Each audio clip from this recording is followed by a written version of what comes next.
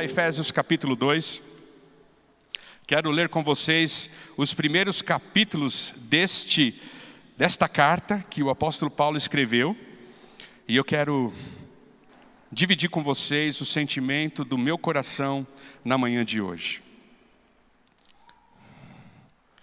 O texto bíblico diz assim, você pode acompanhar na versão que você tem aí nas suas mãos.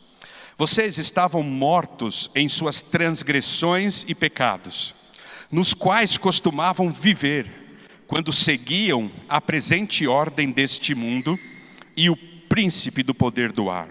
O espírito que agora está atuando nos que vivem na desobediência. Anteriormente, todos nós também vivíamos entre eles, satisfazendo as vontades da nossa carne, seguindo os seus desejos e pensamentos.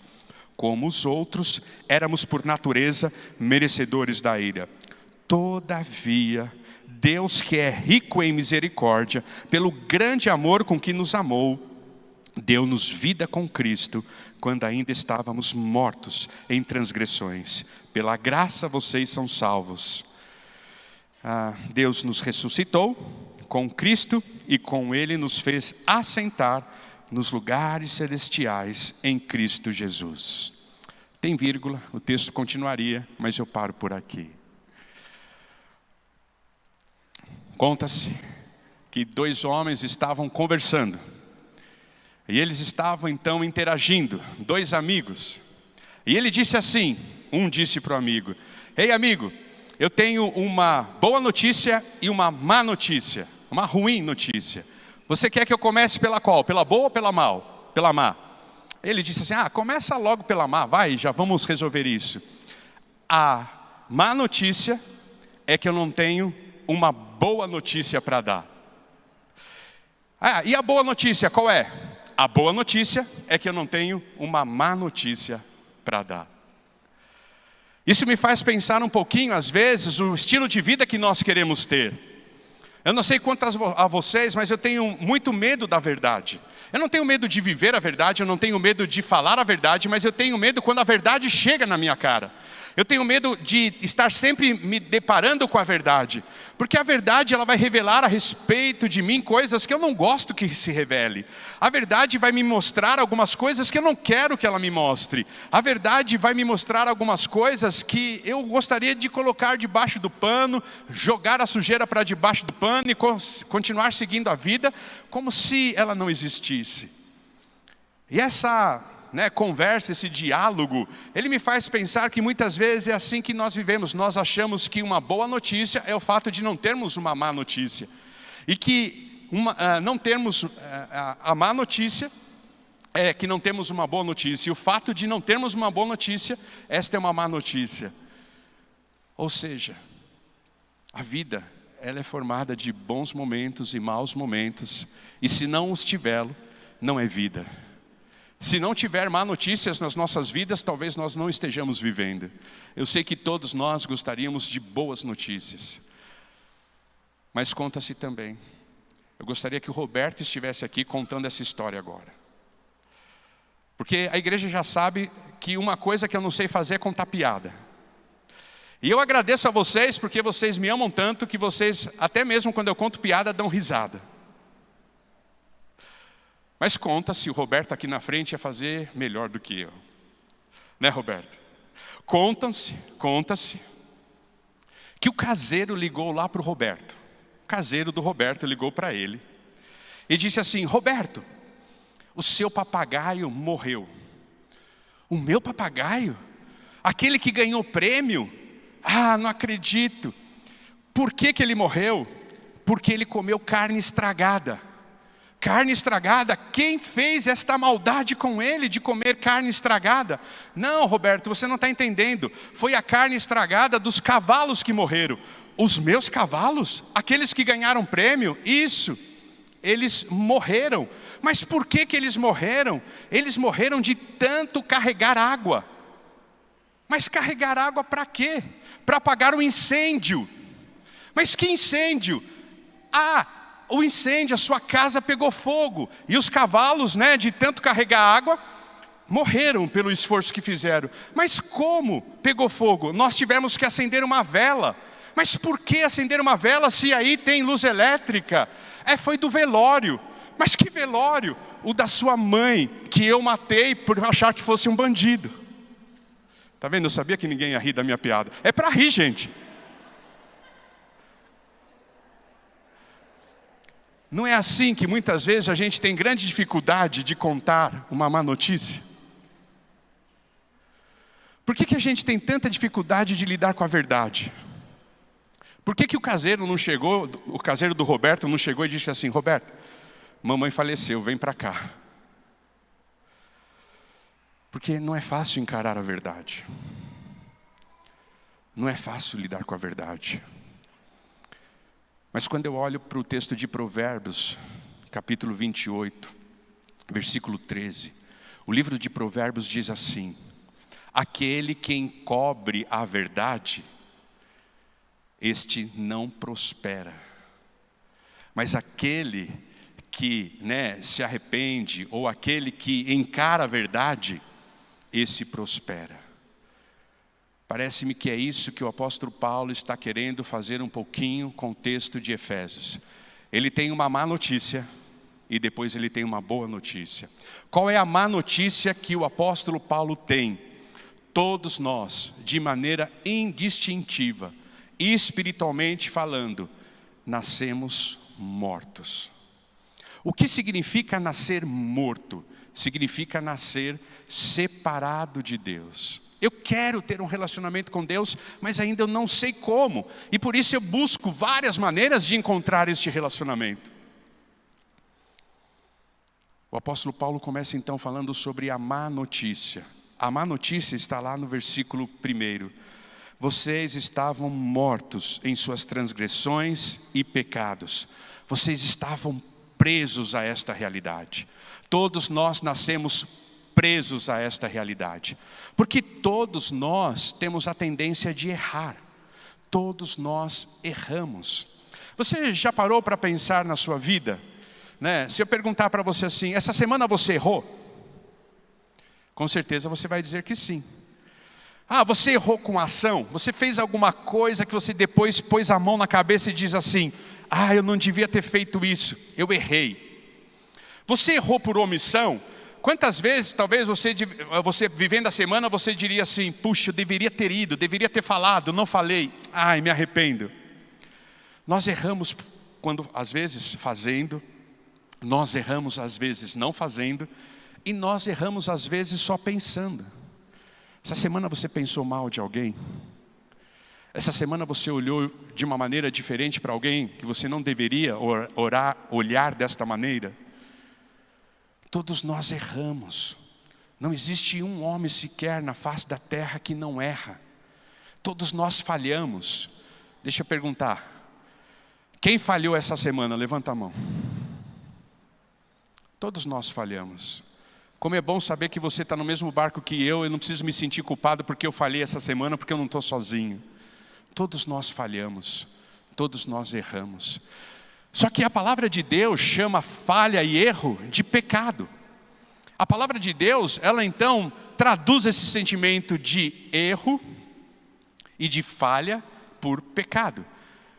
E é por isso que tem um texto bíblico tão lindo nas Escrituras Sagradas que diz exatamente isso.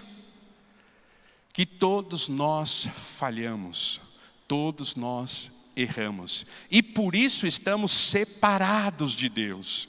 E por isso fomos separados de Deus. Por isso nós estamos destituídos da glória de Deus. E aí eu quero fazer um exercício com você na manhã de hoje. Imagine que você erre apenas 3 vezes ao dia. Mas eu acho que você erra muito mais do que 3 vezes ao dia. Mas eu quero fazer esse exercício com você. Imagine que você erre 3 vezes ao dia. Você é bom de matemática? Então você vai me ajudar. Você errou 3 vezes por dia. Aí você viveu 30 dias. Quanto que dá? Quantas vezes você errou no mês? 90 vezes. Mas vamos supor que você viveu o ano, você viveu 2021 todinho, graças a Deus, Jesus venceu a Covid por você e com você, e você está aqui firme e forte. A gente espera que você esteja aqui dia 31 de dezembro para a nossa celebração de final de ano, e no dia 31 você vai ter errado, você vai ter falhado quantas vezes no ano? 1080.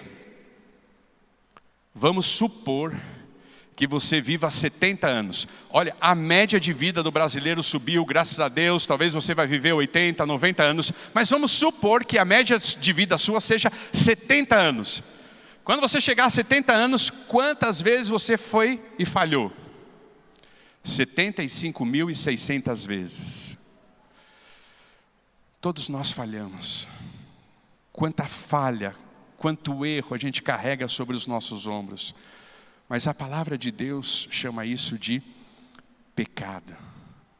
A palavra de Deus chama isso de pecado. Por isso o texto bíblico vai falar assim. Volta comigo para Efésios capítulo 2.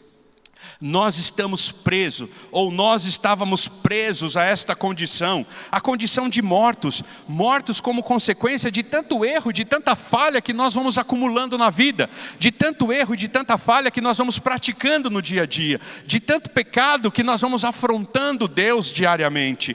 E aí nós estávamos presos. Isto acontece por causa de uma influência que nós recebemos. Olha o que o texto bíblico diz. Quando seguiam a presente ordem deste mundo. Qual é a presente ordem deste mundo? Vai lá para 1 João, capítulo 5, versículo 19. O texto bíblico diz que o mundo, ele é influenciado pelo, uma palavra chata, feia, difícil de falar, de pronunciar. Mas é o que o texto bíblico diz. 1 João 5, 19. O mundo, ele é influenciado pelo maligno. E todos nós estamos debaixo desta influência. Sabemos que somos mortos, que somos de Deus e que o mundo todo está sobre o poder, a influência do maligno. Por isso nós erramos tanto, por isso falhamos tanto, porque a influência que recebemos diariamente é do maligno. E ela tem nos escravizado, ela tem nos prendido, mas isso também não nos exime da culpa. Olha o que o versículo 3 diz. Anteriormente, todos nós também vivíamos entre eles, satisfazendo as vontades da carne. Ou seja, nós somos culpados sim pelos nossos erros. Apesar de recebermos uma influência, nós estamos fazendo a vontade da carne. Nós estamos fazendo aquilo que a nossa inclinação sugere. E é o que o texto bíblico vai falar a respeito da nossa inclinação. Seguindo os seus desejos e pensamentos. Olha, eu nasci morto, estou escravizado nisso, porque eu erro e todos nós erramos. Isso é resultado de uma influência, que me torna culpado, não me exime da culpa, mas eu me torno culpado porque eu vivo a inclinação que eu tenho, a vontade da carne. E o texto bíblico termina dizendo, por causa de tudo isso, eu sou merecedor de uma condenação.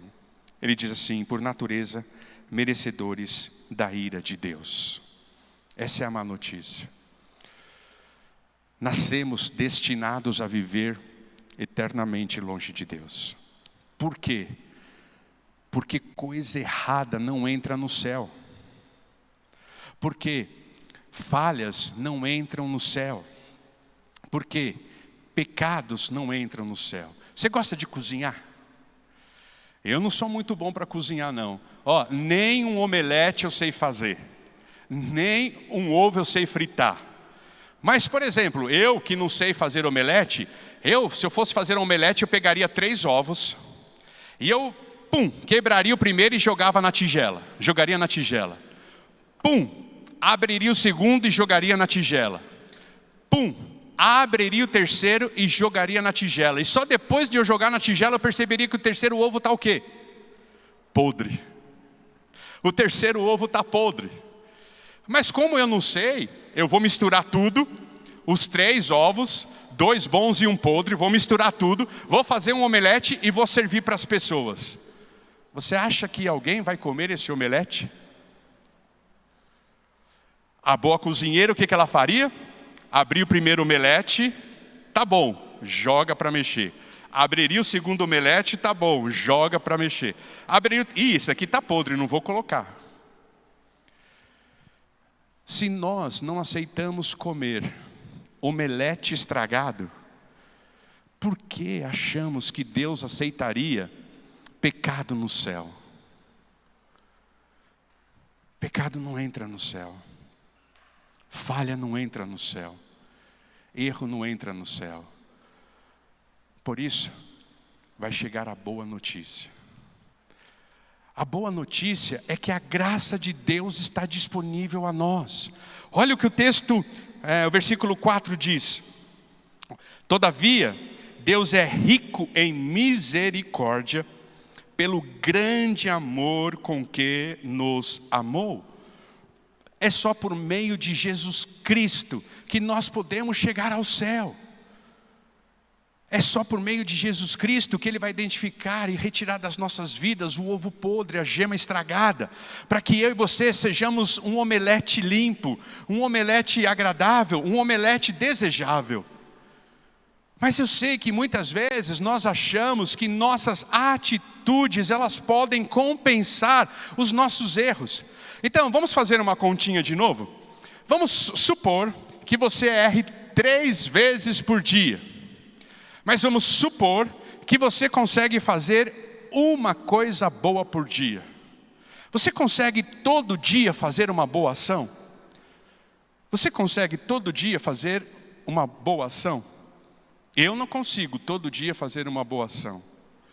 Essa semana, por exemplo, talvez eu passei a semana inteira sem fazer nada pelo próximo. Essa semana eu não ajudei ninguém, não ajudei ninguém no semáforo, não dei nada para ninguém no semáforo. Essa semana eu não mandei nenhuma comida para uma família carente que mora perto de mim. Essa semana eu não fiz nada de boas obras, nada. Mas vamos supor que eu faça uma por dia. Vamos supor que você faça uma por dia. Vamos fazer a mesma conta? Se você fizer uma por dia no final do mês, quantas boas obras você teria feito? 30. No mês, quantas boas obras você teria feito? 360. E no ano, quantas boas obras você teria feito? Se você fizer uma boa obra por dia, em 31 de dezembro, quantas boas obras você teria feito? 25.200 boas obras. Vamos pegar a informação passada? Pode passar, por favor. Você fez 25.200 boas obras. Mas você errou 75.600. Você ainda está devendo para Deus 50.000 boas obras. Você nunca vai conseguir pagar isso para Deus. Sabe qual é a boa notícia? Jesus morreu na cruz e pagou as 50.000 boas obras que você precisaria pagar. E glória a Deus por isso. Ele morreu na cruz por você. E Ele pagou toda a mazela da sua vida, todos os erros que você cometeu, todas as falhas que você cometeu no passado e as que você cometerá até o último dia da sua vida. Porque pelas boas obras nós nunca atingiríamos, os pré-requisitos de Deus. Nós nunca satisfaríamos o desejo, a vontade, a bondade de Deus. Foi por isso que o apóstolo Paulo agora vem com a boa notícia. A boa notícia é essa: Deus é rico em misericórdia, pelo grande amor com que nos amou. E deu-nos vida com Cristo, quando ainda estávamos mortos em transgressões, pela graça vocês são salvos. Por isso o grande convite a vocês, na manhã desse domingo, é que você dê uma carona a Jesus em sua vida. Sabe aquela história, de quantas vezes você está viajando, você está indo para o seu destino de férias, e tem alguém lá, na beira da estrada pedindo uma carona. Imagine que você indo agora para suas férias de final de ano, e em qualquer das rodovias municipais, interestaduais, federais do nosso país, tivesse lá Jesus na beira da estrada pedindo carona. O que você faria? Se tivesse Jesus à beira da estrada pedindo carona, você levaria um susto? Talvez você nem acreditasse que fosse ele, mas vamos supor que você leva o susto, acredita que é ele, para o carro.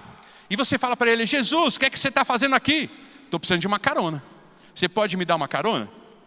E aí você, com toda alegria, abriria a porta do carro e ofereceria o banco da frente para que Jesus entrasse. E aí você daria uma carona para Jesus. E aí Jesus entraria no carro e iria dizer assim: bom, eu agradeço que você me deu uma carona, mas para eu aceitar a carona, a partir de agora, sou eu quem decide o trajeto, Sou eu quem decido para onde você vai, o que você vai fazer, que horas você vai chegar. Sou eu que decido quais serão as paradas. Sou eu que estou no comando deste carro até a nossa jornada final. Você diria, vamos em frente então, Jesus. Ou você diria, Jesus, então, assim não vai dar, eu tenho um compromisso, eu tenho que chegar no meu destino. Então é melhor o senhor descer do carro e esperar a próxima carona. Como você agiria se Jesus entrasse no seu carro? Você deixaria ele dizer qual é o percurso novo que vocês viveriam? Ou você pediria para ele deixar o seu carro? Na manhã de hoje, Jesus está pedindo para você dar carona a ele na sua vida. Jesus está na beira da estrada da sua história, dizendo, ei, deixa eu entrar na sua história, deixa eu entrar na sua vida, deixa eu conduzir a sua história, deixa eu escrever o roteiro da sua vida, deixa eu conduzir os seus dias. Talvez alguns aqui já disseram, pode entrar, Jesus, e pode dizer para onde eu tenho que ir. Talvez outros ainda estejam com dificuldade de deixar com que Jesus entre no seu carro e leve a sua história. Por isso, a boa notícia é que mesmo quando nós temos uma má notícia, quando nós estamos diante de Jesus, ela se torna boa. Porque de fato todos nós nascemos mortos, mas podemos encontrar em Jesus vida. E aquilo que era ruim passou a ser a grande bênção das nossas vidas. Por isso eu gosto muito do princípio de Provérbios 28:13. Aquele que nega, não reconhece os seus pecados, este não prospera. Mas aquele que reconhece, se arrepende, os abandona, esse prospera. Por isso na manhã de hoje, nós precisamos deixar com que Jesus entre, na história das nossas vidas e no nosso carro. E para que isso aconteça, eu preciso me submeter e me arrepender daquele que há de me guiar. Leia comigo este versículo que está sendo projetado. Arrependem-se, pois, e voltem-se para Deus, para que os seus pecados sejam cancelados. Para que os seus 75 mil erros e falhas sejam apagados. Na manhã de hoje precisamos de arrependimento. Na manhã de hoje precisamos deixar que Jesus entre na história das nossas vidas. Eu não li um versículo, mas eu quero ler. O texto bíblico diz assim em Mateus 24:12. Enquanto as nossas boas obras elas vão se somando, ainda eu fiz multiplicação no exemplo dado, mas enquanto as nossas boas obras elas se multiplicam, a iniquidade ela se multiplica. Enquanto as nossas boas obras se somam, a iniquidade se multiplica. Olha o que o texto bíblico diz em Mateus 24:12. E por se multiplicar a iniquidade, o amor se esfriará de quase todos. Mas a boa notícia está lá de novo, em Efésios capítulo 2. Pois vocês são salvos pela graça, por meio da fé. E isso não vem de vocês, é dom de Deus. Arrependa-se na manhã de hoje e dê uma carona a Jesus. Deixe ele entrar no seu carro. Quando ele entrar no seu carro, talvez ele vai fazer uma conversão de 180 graus em sua vida. Talvez quando ele entrar no seu carro, ele vai fazer uma conversão onde toda a sua história será mudada, onde novas possibilidades serão criadas, onde novas atitudes serão impregnadas em você. E aí, diante disso, aproveite tudo que de novo Deus trará em sua vida. Mas eu quero terminar levando vocês a pensar em algo. Se você ganhasse lá da nossa Caixa Econômica Federal, a bolada de final de ano, e caísse na sua conta, ou se você recebesse pelo correio um cheque da Caixa Econômica Federal, com um valor altíssimo, fruto, do sorteio, e você ganhou essa bolada, o que é que você faria? Você ia lá, descontaria o cheque, ou transferiria o dinheiro para suas aplicações, e começaria a desfrutar do prêmio que você recebeu. Quando Jesus morreu naquela cruz, é o grande prêmio das nossas vidas. Não tem prêmio maior do que a morte de Jesus na cruz. Quando Jesus morreu na cruz, Ele nos presenteou com a vida. Ele nos presenteou com a eternidade. Ele nos presenteou com o céu. Será que você, na manhã de hoje, tem a coragem de descontar esse cheque? Será que na manhã de hoje você tem a coragem de desfrutar dos benefícios da salvação em Jesus? Nenhum de nós pegaríamos esse cheque que chegou pelo correio, nenhum de nós faríamos dele uma xerocópia menor e colocaríamos no quadro e deixaríamos lá para todo mundo saber que nós recebemos um prêmio e não usufruiríamos desse prêmio. Nenhum de nós pegaríamos esse cheque, dobraríamos 4, 5 vezes e andaríamos com ele na carteira para lembrar que um dia eu fui premiado. Nenhum de nós tiraríamos lá da tela do computador um print para mostrar para todo mundo que um dia eu fui premiado e que a conta da Caixa Econômica, do prêmio que eu não fui retirar, eu poderia ter ido retirar. Tem muita gente andando com Jesus no peito. Tem muita gente andando com Jesus nas costas. Tem muita gente andando com Jesus no para-brisa de um carro. Tem muita gente andando com Jesus nos posts da internet. E poucos desfrutando do benefício de uma vida com Jesus. E poucos desfrutando, poucos sacando todos os benefícios, sacando a alegria que é viver com Jesus, sacando a leveza que é viver com Jesus, sacando o perdão que é viver com Jesus, sacando a cura que é viver com Jesus, sacando o equilíbrio que é viver com Jesus. Talvez muitos de nós continuamos a fazer uma xerocópia da salvação e colocando no quadro. Muitos de nós tirando um print screen da tela e dizendo assim: um dia eu vi Jesus, ouvi falar de Jesus, mas Ele está lá, eu não desfruto disto. Ei, na manhã de hoje, saque esse cheque. Ei, na manhã de hoje, passe o cartão, faça débito, retire esse dinheiro. Ei, na manhã de hoje, desfrute de Jesus. Porque como nós cantamos, Natal é alegria, porque Jesus nasceu. E se você não precisa de Jesus, então você não precisa de Natal. Porque não tem Natal sem Jesus. E na manhã de hoje eu queria muito que você descontasse esse cheque. Eu queria muito que você abaixasse, fizesse o download desse valor, fizesse a transferência desse valor para a sua conta bancária. E você desfrutasse de tudo isso que Jesus tem lhe dado. Na manhã de hoje eu tenho uma má notícia e uma boa notícia. A má notícia é que eu nasci morto, separado de Deus, por causa dos meus pecados.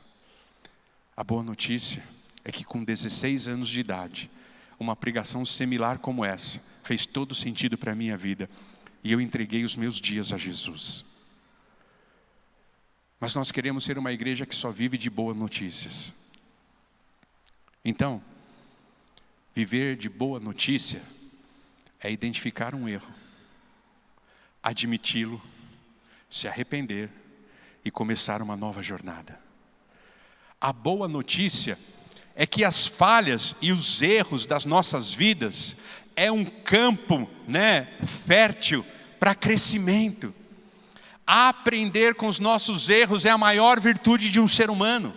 Aprender com os nossos erros, aprender com as nossas falhas e não cometê-los novamente é a maior virtude de um ser humano. Então, quando eu olho para esse texto, eu só vejo boa notícia.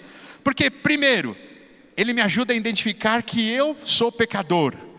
Segundo, ele me ajuda me arrepender desta condição e aprender com os meus erros e não praticá-lo mais. E quando praticá-lo, saber o que fazer. E terceiro, Ele me aponta que no meu esforço humano eu jamais conseguiria vencer. Mas Deus, na sua graça e misericórdia, nos deu do seu Filho. E lá naquela manjedoura, lá naquele estábulo, há mais de 2020 anos atrás, Jesus nasceu para pagar todo o déficit da sua existência. Eu só vejo boa notícia nesse texto, porque ele traz à tona uma verdade transformável. E a minha oração é que essa verdade possa transformar a sua vida.